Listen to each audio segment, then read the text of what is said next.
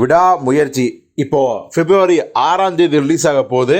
இன்னும் பார்த்தீங்கன்னா 10 நாட்கள் கூட கிடையாது, சரியாக ஒரு 8-9 நாட்கள் தான் இருக்குது.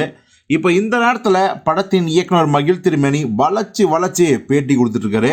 தன்னுடைய காந்த கந்தர்வ குரலால் பார்த்தீங்கன்னா அவருடைய முந்தைய பட அனுபவங்கள், அதுக்கப்புறம் அவர் உதவி இயக்குனராக வேலை செய்த அனுபவங்கள், இப்படி எல்லாத்தையும் சிலாகிச்சு ரசனையோடு சொல்ல அவர் கொடுக்குற இன்ட்ரிஸ் எல்லாமே செம்மையாக இருக்குது.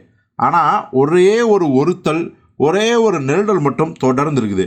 ஏன்னா மனுஷன் சொல்லி வச்ச மாதிரி எல்லா இன்ட்ரோலையும் ஒரு விஷயத்தை திரும்ப ரிப்பீட் பண்ணிட்டே இருக்காரு. அது என்ன அப்படின்னா, விடாமுயற்சிக்கு நீங்கள் திறந்த மனதோட வாங்க அப்படின்ட்டு. அது என்ன திறந்த மனதோடு அப்படின்னா, நீங்கள் இதுக்கு முன்னாடி அஜித் சாரோட பல படங்களை பார்த்துருப்பீங்க, ரசிச்சிருப்பீங்க. பட் அந்த மைண்ட் செட்டோட இந்த படத்துக்கு வராதிங்க. இந்த படம் ஒரு வேறு மாதிரியான படம். சரி, வேறு மாதிரினா என்னன்னு டீட்டெயிலாக சொல்லுங்கள். ஆனால் அவர் சொல்கிறாரு, இந்த படத்தில் அஜித் சாரோட இன்ட்ரோலாம் தாறுமாறாக இருக்கும் அப்படிலாம் நினச்சி வராதிங்க, சிம்பிளாக தான் இருக்கும். அப்படியா, சரி.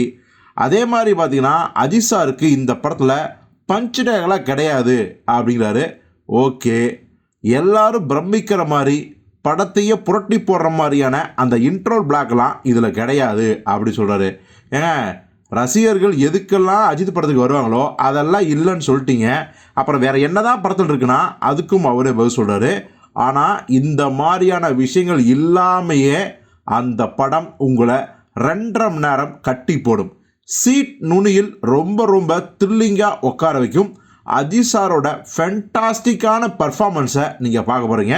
ஸோ முற்றிலும் இந்த படம் உங்களுக்கு வித்தியாசமான ரொம்ப சிறப்பான அனுபவமாக இருக்குன்னு சொல்லியிருக்காரு.